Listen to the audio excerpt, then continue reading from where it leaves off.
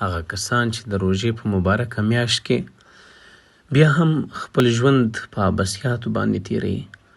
په روژه کې گیم، چکه، پتې، کرمبوډ او نور همدارنګه سروز اوریدل، ګانې اوریدل، ویډیوې کتل، له دې په خاطر کې چې ټیم مې پاس روژه پر لنډوي.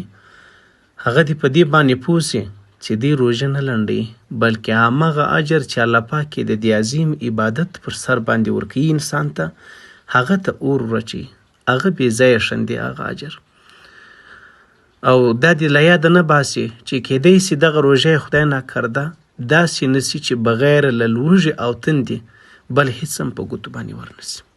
اجر چې پر یې هغه روژه چې روژه په صحیح معنا روژه انسان لکه څنګه چې د خوراک او څښاک نه روژه نیولې، همدغه شانتې دغه انسان د هر هغه عبث کار او د هرې ګناه نه روژه ونیسي. او اصل کې د روژې مقصد هم دا دی چې انسان یوازې خوراک او څښاک پرې نږدي، بلکې د عمر آینده لپاره د ګناهونو د پرېښودلو ماده په ده کې پیدا سي.